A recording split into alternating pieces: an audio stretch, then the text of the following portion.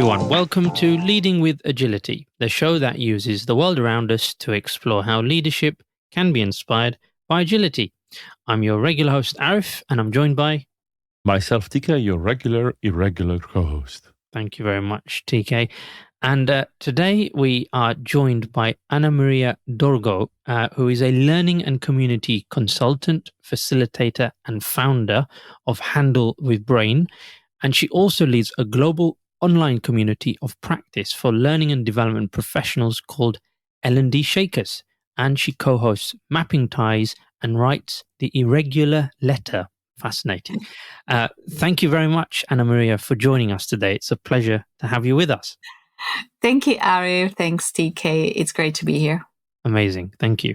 And to kick off our episode today, as I always do with every guest, which is to get them to explore this topic of leadership. And I'll invite you to do the same, Anamaria, to give us your thoughts on what it means to you and perhaps bringing in your context of community and the type of work you do at Handle with Brain. Please do share with our audience how you see leadership today. Yes, thank you. I think I'm going to pull towards facilitative leadership because that's mainly the one hat that we're wearing as community leaders. We are the space openers, the conveyors, the catalysts, the space holders. We ask thought-provoking questions, and we also know when to shut up and let other people shine. So it's all about that facilitator's hat that we put on to ensure that the people we're bringing together have the space to contribute and share and exchange. I love that answer. It's fascinating you mentioned facilitatively, because I have similar thoughts on that. And sorry, I'm going to deviate slightly, TK, but the program that we run through our work at Humble, we have a module around leaders acting as a facilitator. So maybe we'll come back to that, see how the conversation goes. But I love what you've answered there. Thank you so much. But you've talked about community there, and I know that's what we're hopefully going to be expanding on in today's episode. Perhaps it's probably good to start from a definition point of view of what does community in an organizational setting mean to you, and why do you think it's important? Yes. In terms of the definition, there's as many as flowers under the sun. But for me, there's always this a community, if we were to strip it down to its most basic form, it's a group of people that has a shared something.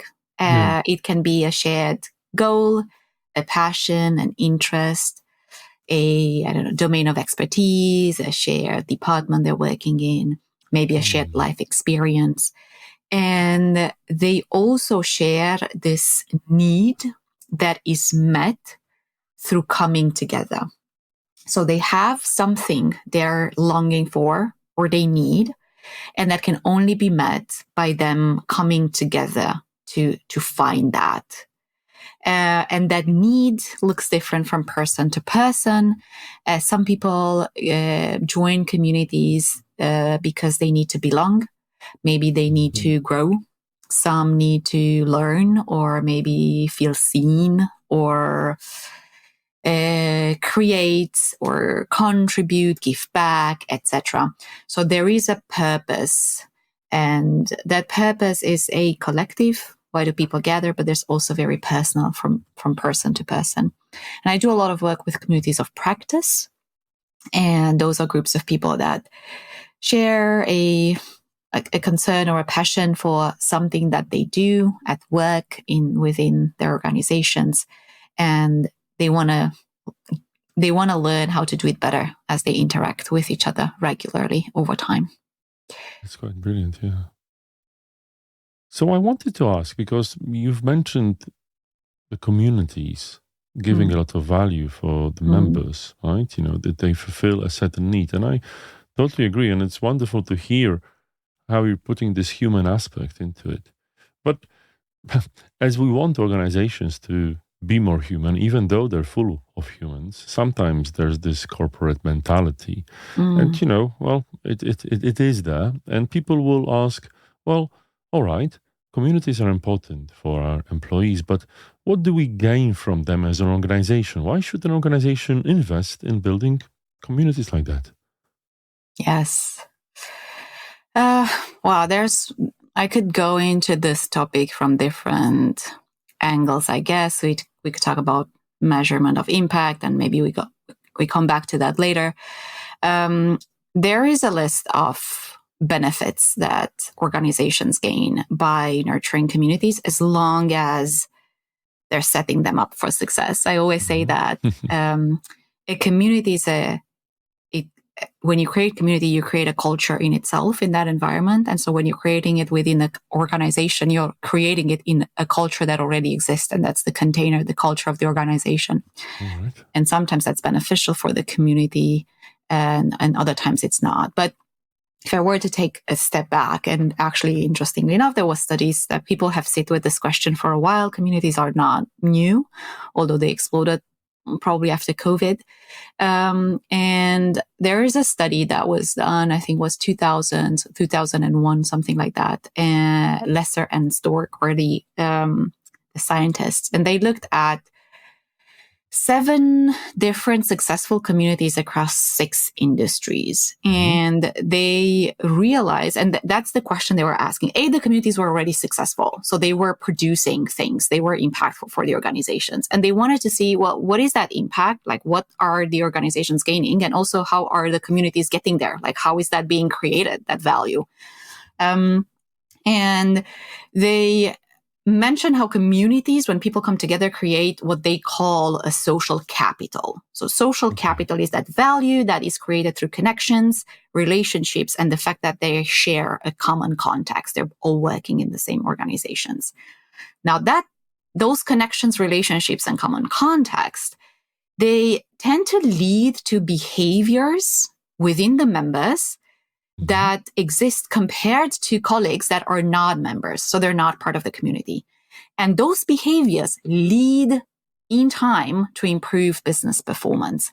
And so what they've learned in terms of specifically where does that impact? And this is a study granted 7 communities. They realized that the impact shows in 4 main areas: a decreased learning curve for people, whether they're promoting to new roles or they're just joining the company or they have to tackle something new, a new role. Increased customer responsiveness and better responses and support towards, like, externally towards the customer. Communities reduce rework and prevent reinvention of work. So you get faster access to best practices, so you don't have to reinvent the wheel all the time. And also because they break down silos and people are coming together from different countries, etc., countries, offices, especially if you're a multinational, it increases innovation. And so there's a lot of benefits in terms of job performance because they share knowledge, improved operational efficiency because they find information faster. They have access to experts. They know who the experts are in the company. They have access to mentors. Communities are very collaborative and they break down silos. So you establish connections with other people. And in return, this lead to more innovative problem solving. So these are just, and then connections, etc. So there's a list of, let's say, tangible and intangible things. Like a benefit can also be fun. We're having fun. And so I think the company I work with is cooler and a nicer place to work because I'm part of a rewarding, valuable community. Well, that's quite brilliant, and I'm amazed how many things you've listed, and I just have a feeling you're scratching the surface. There's so much that communities can bring. But one thing really captured my attention when you started talking about it, which I haven't necessarily thought of. Not only the capital that you're building, but the fact that they actually exploded after the pandemic. Obviously there's remote work and so on, but I definitely can see how communities can be beneficial with that, but maybe they're a bit harder to set up because people don't see each other quite as often. I'd love to hear a bit of your perspective and your story when you've seen this explosion. How it happened? Why did it happen? Yeah. So my viewpoint is from the L&D Shakers. That's where the pandemic has found me. And L&D Shakers is this global community of practice for learning and development professionals, and it started 5 years ago in Amsterdam locally. So we were meeting once a month offline, and then we were 4 months in, and COVID hit, and suddenly there was we were confined to our homes, and suddenly you couldn't do social things, like you couldn't live your normal social life, and so you suddenly had more time. Yeah. B, I remember, I don't know if you recall, but I remember I was just sitting in front of my desk, and in my lunch break, I was attending all these webinars on LinkedIn and all over the time. There was this kind of hunger for people. Suddenly, is like we discovered all the courses and all the experts and etc. So there was this desire to learn, but also because the context has changed dramatically. So suddenly from Friday to Monday, from one day to another, I remember the meeting we were all called in, and how all of our strategy, all of our plans, and all of our to-dos were scrapped and replaced by something else. And so in that context, that's where you need your crowd. That's where you need other L&Ds to sense make together of, hey, what is happening? Where are you learning? What are you doing? We have to suddenly from one day to another change everything and focus on something else. And for many of us, this online facilitation and engagement plans and e-learning and all of that, it was new. So that was truly where the power of community was put to the test. And I think a lot of people searched for communities and for shortcuts and for inspiration and best practices. And when you can't meet your friends for beers after work, then you're looking for that connection somewhere else. And so global communities really flourished in that moment.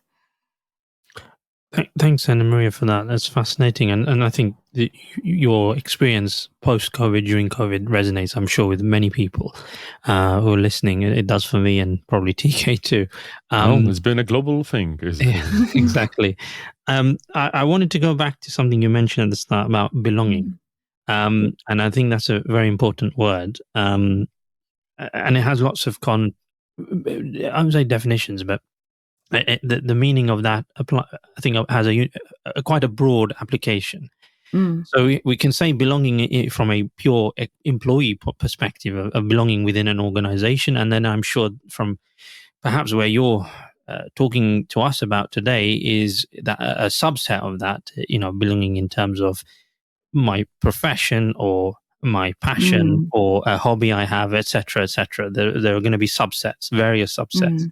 But just starting from the higher level of belonging, how what have you seen or what have you experienced in terms of how the work you've done, the work you're involved in, can affect, impact employee belonging on a broader scale? I'd like to understand that, because the reason I want to talk about that, because we if we look at it from a DE&I lens, for instance, that's a very constant conversation that we have, societally, organizations have been battling with. Whether they're solving it, I don't know. But I want to know how do you create the belonging with the work you're doing? Yes. So in the context of communities, belonging more often looks like, or it manifests in this phrase of, these are my people. Like when you're in a community where you feel like you belong, I think that's what you say. That's what most of us would say. This is my crowd. These are my people. I found my tribe. And that's why there's this important reflection, and it's worth investing time whenever we launch a community to think of two main things: is the people that we gather and that common thread that they have. So what is that shared something I was mentioning? That's important. And it's important for them to have that shared something, because only with regards to something that we share, I can feel like we belong, and I can feel that these are my people. And then the second piece is, why do we gather? Like, what's the purpose of us coming together? what is the transformation we're trying to see? Is it in our lives, in our organization, like a higher end, like different communities have different purposes and goals. And there's you create that belonging, and then there's parts of it, and then you reinforce it. The first sparks are when you're, as a new member, you're joining a new community, a community that it's unknown to you. And so you're basically imagining you're stepping into a virtual room or offline, doesn't matter. And they're strangers. So majority of the people there will be strangers. You've probably seen around, like there's something that have brought you into that sphere. So you probably are curious about something, or you have an anticipation of some sort of an expectations when you join, but you don't really know that.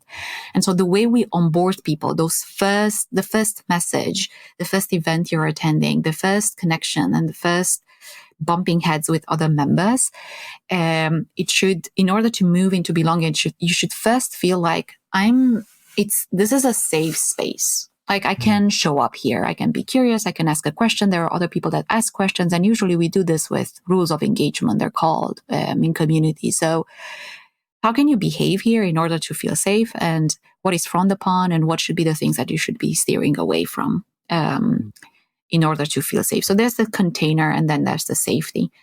And the second piece is this value. And that's how every time, if we focus on value, and on narrowing down on the thing that brings us together, and on that purpose that a community has, in every interaction, in every event, in every conversation, in a forum, in every question, in the resources we share, and so on, you really feel like they all speak to you. So if they're linked to that purpose, they will be relevant. And so you will speak the same language. And so you will feel like these are my people. We speak the same language. And I think there's first step is we need to come together. That's why I see a lot of organizations, they struggle when they start the community with the forum.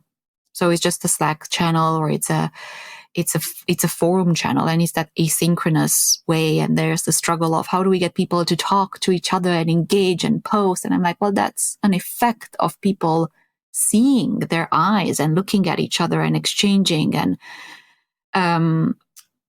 communicating. And so if I look at you and I say, well, Arif, what's on your mind this week? Like, what are you struggling with? What are you working on? And you tell me something, and I say, oh, similar to me, I worked on that, or I was there, I don't know, a year ago. And how are you doing that? And I've done like, so the way when we interact, the connections we're making, if they're well facilitated and if they're focused on the value and the purpose, it will help us realize that you're talking to your crowd and we all care about the similar things.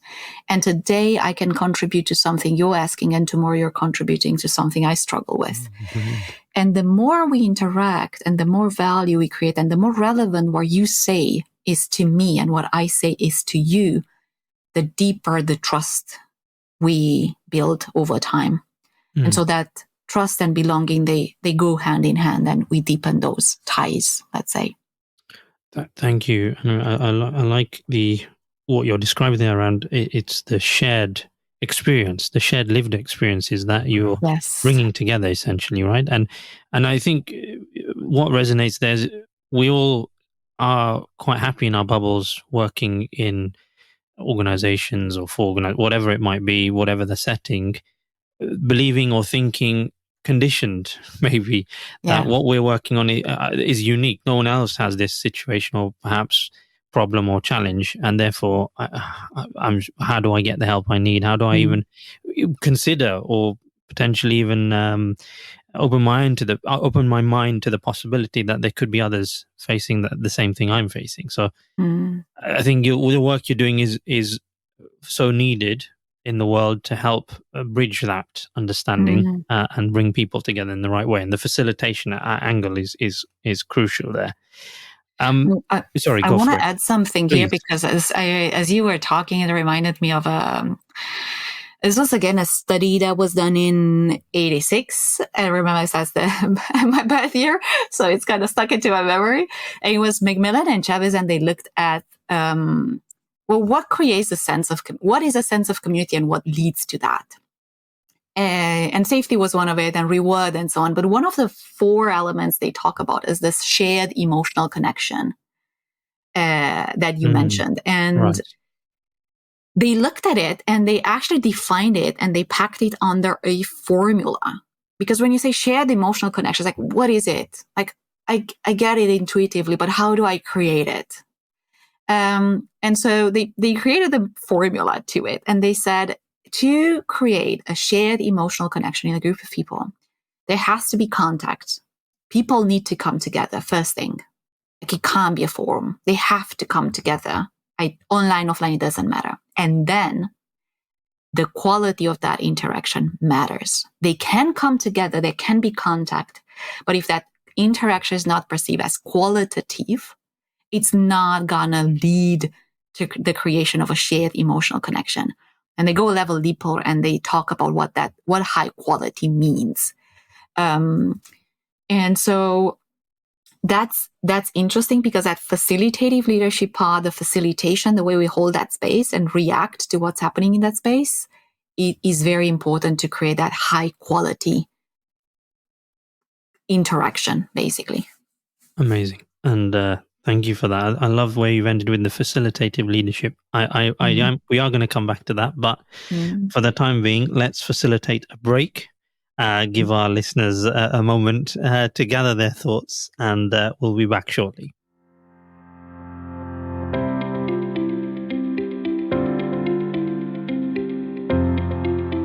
We're back in December with another webinar. This time we'll be joined by Georgina Kelly, HR Networker Extraordinaire and a member of the HR Most Influential Thinker List for the past 2 years. With her phenomenal background, she'll be joining us to talk about the critical importance of peer-to-peer networks within learning and development. For more details, head to our website, scroll to the bottom of the homepage and click that registration link. We can't wait to see you there.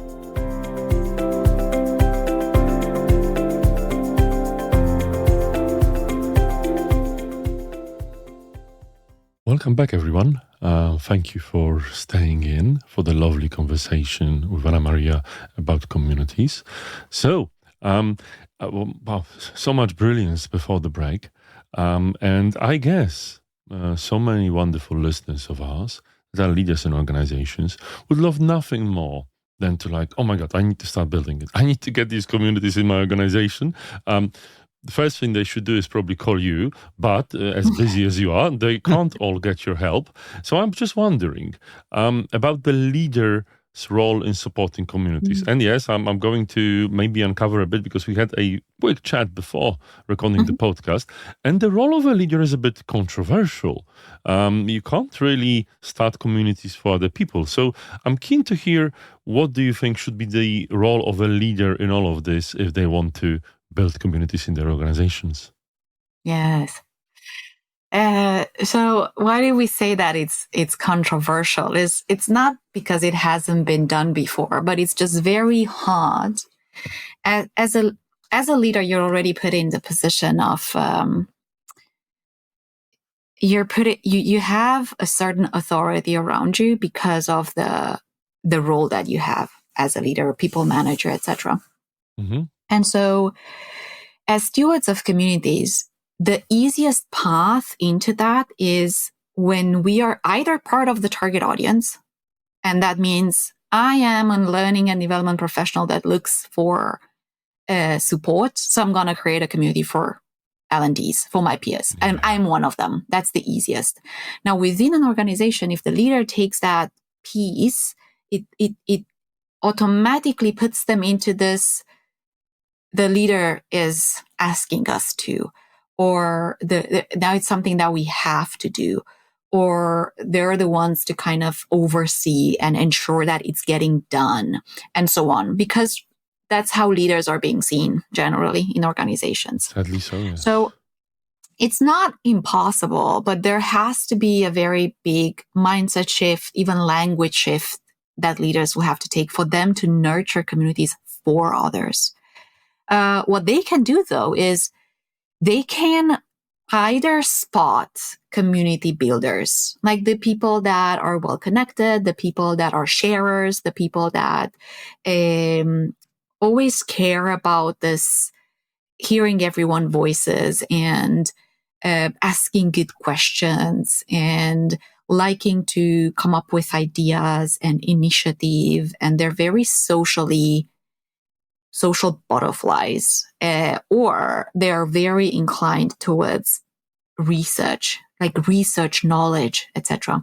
Finding them and give them the trust, infusing this idea of a community, and then give them the trust that they're gonna make it happen. Another thing is crucial for communities within organizations is sponsorship from leaders. The higher up in the hierarchy, the better, and ideally more than one person to ensure that the community thrives over time. That people are getting promoted, people are leaving jobs, etc. And so sometimes we struggle a lot to proving the value of communities within organizations, and we can come back to that if that's interesting, but we struggle to prove that value. And so if you only have a sponsor and they leave, the person replacing that person might knock at your door and ask you, why are we doing this? Why do we invest so much time? Why are you pulling people from their work and their OKRs and their KPIs to do what? We're folding this, right? So the sponsorship, like having people as high up in the hierarchy believing in communities, knowing the value that they can bring and the impact they have, and providing that legitimacy is important. And I think one thing potentially linked to this, give them the trust and so on, is this piece of enablement, I guess it can be called, to not fall into the pitfalls of things that are being serviced top down, that are being built for someone, that are being created by someone and delivered. And now you're invited to sponge that in or participate, or even worse, you have to be there. And more the gardener, the nurturer of, and gifting trust and space and support for communities to grow like grassroots from the bottom up. That's the ideal case. Listen, ask, be open to have conversations, support. I think that's the best thing leaders can do. And I think what you're describing there is what you, I suppose, most employees would like to see in terms of the behaviors of a leader anyway, right? They want to see that type of leadership approach when they're working with leaders. And I wanted to just build on that, which is why I said it earlier when you mentioned facilitator as a leader as facilitator. Do you think there is room, or do you think that there's an evolution we should expect from leaders to actually take on within their roles themselves, even putting the community element to one side for the moment, taking on a role of behaving as a facilitator? So what that means is, when it comes to problem solving, or when it comes to solutioning, or understanding things better, trying to brainstorm ideas, whatever it is, taking that, facilitator lens to how they work with the people around them to get to the right outcome. So, knowing how to do a open, explore, close model of getting to the answer, rather than, right, let's sit in a room and we'll talk about it and debate it, and whoever shouts the loudest, we'll hear from them. What are your thoughts there? This is my perspective. I don't know what TK thinks, but I'm a firm believer of that, and I think we like to advocate for that in the type of leadership work we do. But I would like to hear your perspective. Yes, yeah, I believe that this the landscape of work in our organizations are starting to look more and more like the type of spaces that you usually find in collectives or communities. Yeah. So less certainty that is getting transmitted from one level to another, and more uncertainty. Yeah. Less answers and more questions. Yeah.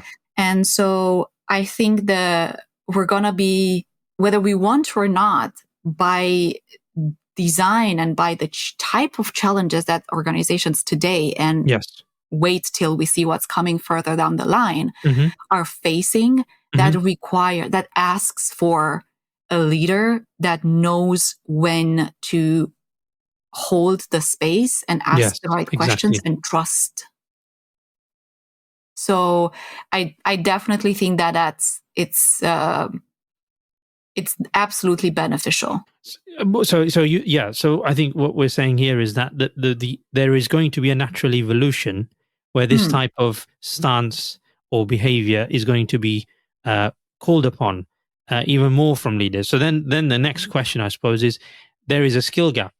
I don't know if you would agree, but it feels to me there is a skill gap or a knowledge gap in terms of what leaders' default position is now to what is going to be expected of them more and more as the future, moves forward, as time moves forward.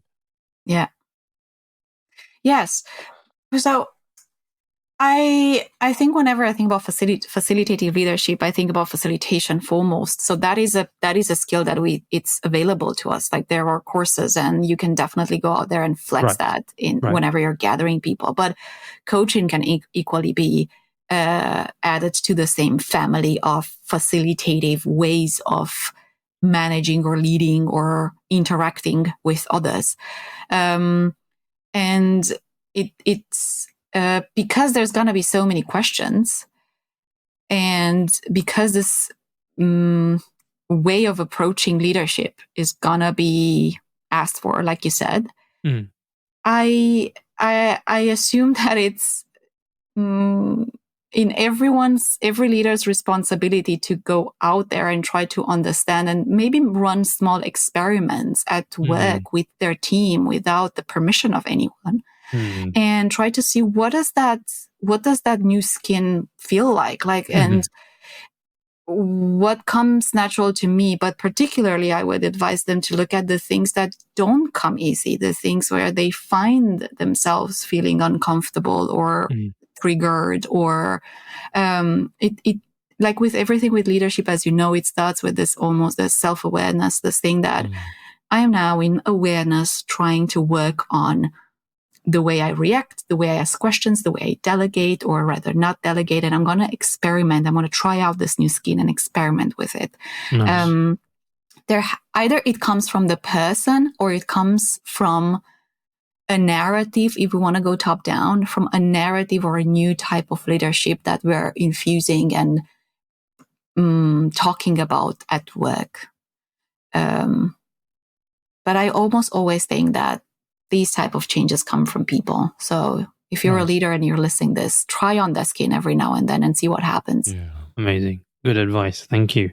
Thanks for that, Anamaria, and thanks for indulging in that conversation there. I think you're the right person to have that with. Just as we're heading towards the latter stage of our episode today, with your expertise and your experience in community building, I think let's focus some of our attention to that. And for our listeners out there who are listening to this and thinking about, yes, okay, this sounds great. I love this. It sounds like what I need. I want to find my tribe, for instance. How would you advise someone listening? Maybe they're in an L&D role, HR role, perhaps, or not. How would you advise them in terms of the first step for starting to create that tribe for themselves? It starts with this seed of there has to be some sort of driving motivation and even a slight glimmer of clarity or intention towards the thing you want to build. So I always tell people to get an idea of who do you want to gather and bring together and why. For example, I will gather first-time leaders in our organization to support each other as we make the transition from individual contributors to team lead. What that means, the skills we need, etc. Or if we're in DIY space and I want to build an ERG, then I might want to gather parents to support each other as we combine work with raising kids, etc. So who are you bringing together and why? That's the first thing. And if you can pack that in a sentence, even better. The second almost immediate thing, you want to start to talk with potential members before doing anything else. No strategy, no plan. Don't overthink it. Go talk to people, coffee chats. Don't mention the word community.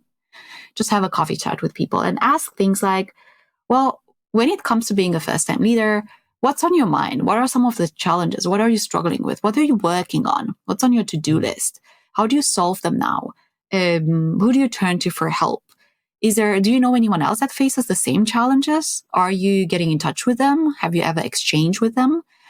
And then I almost like to kind of converge and close these conversations with a bit of seed planting again. If we were to bring these people together, what do you think should happen in that space as we come together for you to consider this your go-to place for learning and growth, or your go-to place to become a better working pattern or whatever? And lastly, I always ask folks from the get-go, taking a realistic look at your bandwidth at the moment. If this were to happen, would you be able to participate? And even more, would you be willing to help me explore a possibility to make this happen? Right.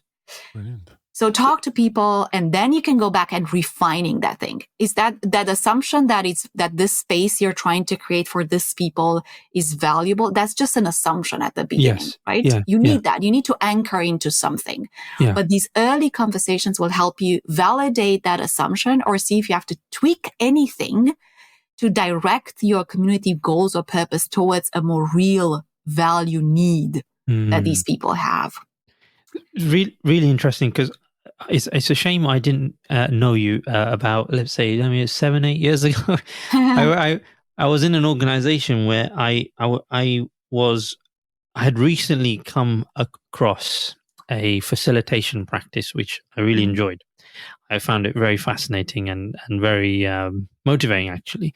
And I started using it. And then I thought to myself, oh, this is cool. If everyone could do this in the workplace, it would be amazing. Like, they could open up and unlock so many possibilities if they were all behaving in this way or adopting this style. So I found a willing participant who I was working with, and they said, oh yeah, I like this too. And we said, why don't we just put on some community event every lunchtime once a month, and we can practice these techniques, and it'll be a drop-in. Anyone come along during their lunch break, try it out, have some fun doing it, and learn something. And we were semi-successful. We managed to get it running for about 4 or 5 months, and then it just came to an end. And I think, listening to you, and perhaps you feel free to add something, but I think part of the problem is not validating that there was a need in the first place. And I think what you said there is really critical. What's the need? And that goes to any service or solution in any walk of life, right? You have to understand the need first. And so that I thank you for highlighting. That was one lesson. But I think the other thing is the willing participant. You've got to have people who are willing to give up their time to then continue the effort going forward. And as soon as someone walks away, if it falls apart, then that means you it's not something viable, isn't it? Yes. So, yeah. So I think definitely this narrowing down on the why. It's worth spending time at the beginning to identify the why, and also whether that why can be met through communities. Because to meet in a community and sense make and learn with others, it's harder than you Googling the thing. So if I can find my answer to my pain point by Googling or doing something that it's faster, I'm not going to spend time in hours in co-creation sessions and workshops and whatnot. So it's worth to understand whether people have a need and a challenge that they're grappling with at day to day. And the second piece here that I see a lot happening, and this also ties into why we're having sometimes a hard time to improve the value of community, and also sometimes why communities end up dying eventually, is because sometimes let's imagine that we identify the need and we have full clarity on the purpose and the goal, but the way we come together, what we do when we come together, the format and how we decide to spend our time together as a community is not supporting or is not helping us move towards that goal. And I'm going to explain this in a very simple example. I was having conversations with clients, etc., and the purpose of the community is, for example, it could be your case, as a matter of fact, Arif. Our purpose here is to get better at facilitation. We want to flex that facilitation muscle, and we want to build stronger, more confident facilitators. And then when we meet, what happens when we meet? We always invite an expert to host a webinar. Okay. See where the problem is. I want to innovate. I want this community to innovate. We want to come up with ideas, but everything is centered around a person talking on top of slides. That's not how you innovate. If you want to flex your facilitation muscle, events by experts and webinars, that's not the way to go. You need to build a sandbox. You need to ask people to take this spotlight. You need to they have to practice. And so very often I see the go-to format for communities, and it's the easiest one. And L&D Shakers did the same. I did the same. Was we meet now, we convey, we come together. Let's invite an expert that we can learn from them. I would always tell people as a golden rule, steer away of that format as much as you can. Do anything else, but don't go to that first. And that's quite a brilliant advice, Anamaria. And I think so many people are doing that, and it's so fascinating that you're giving the proper reasons and maybe highlighting this pitfall. Throughout this conversation, I found so many moments I was really surprised and, wanted to possibly know more. One thing that really surprised me, Anamaria, and I'm itching to ask this question, and maybe many of our listeners are too. Going back a good couple of minutes in our conversation, you've mentioned leaders spotting community builders, right? And one obvious great analogy you gave is the social butterfly. I think we can all imagine one, and we can all quite easily agree that it's a logical choice when you spot one. But the other example really fascinated me. Someone really focused on research and someone focused on data. I have to ask. Maybe you actually hinted on it, but why do you believe, and I'm sure there's great reasons, why would this also be a great person for a community builder? Yeah, it's the more than interest in research is kind of do they have a strong curiosity energy that propels them forward? So it's more this curiosity piece. Like I'm always looking for knowledge. I am keen to learn more. I am curious. I ask questions. I color outside of the box, etc. I don't have to necessarily be a super skilled facilitator or extrovert or whatever, because I think when we say social butterfly, we imagine the extroverts, people that are very chatty, easy to make friends with. You don't have to be like that. There's community builders that they're not extroverts, they're introverted, but they have this very deep passion and a curiosity towards something. They're getting pulled towards that commonality that members share. So if I'm getting pulled towards what it means, my experience of a parent and how I link that with work and so on, I don't have to be an extrovert to hold space for other parents to share their experiences, but I have to care about the thing that brings us together, about that common thread, the commonality we all have. So, I think that would be the caveat, as well as you could be super focused on research, but always try to dig a deeper alone rabbit hole for yourself. Like you rarely go to talk to people. So your research default is online and you go on several rabbit holes. Now that's probably if you don't have this tool to turn to your colleague to the left or to your right and ask, what do you think about that, TK? Have you ever heard about that? If you're constantly relying on yourself to figure it out, there's a big mindset shift and potentially behavioral shift that you have to do in order to hold community spaces. And maybe you're not even interested in doing it. So I don't know if that answers your question, but it does. It most certainly does. And maybe, satiates my first for continuing this conversation. But I do believe that, unfortunately, everything that's great has to end. It's been a fascinating conversation. But it doesn't have to end, because there's so much, Anamaria, that we know you're doing, and so many places that people can find more about you and your wonderful work. So where would you recommend them to go to find you and your wonderful work in the world? I think the best, easiest way is LinkedIn, Anamaria Dorgo. I share a lot of my learnings there as well. And everything I'm up to, it's landing there as well. And do subscribe to Anamaria's wonderful irregular newsletter. I am a keen reader. Anamaria, and we'll obviously put the links in the podcast description, so you don't have to quickly type in. You can just click and direct yourself there. Again, Anamaria, it's been a wonderful pleasure hosting you, and thank you for joining us. And for our listeners, thank you so much for listening. Do like our podcast and share it with your friends and colleagues, and leave us a review if you like the conversations and want to hear more. There's more coming every week. There are more wonderful guests. And again, thank you so much for listening. Thank you so much for joining. Bye-bye. Bye-bye, everyone.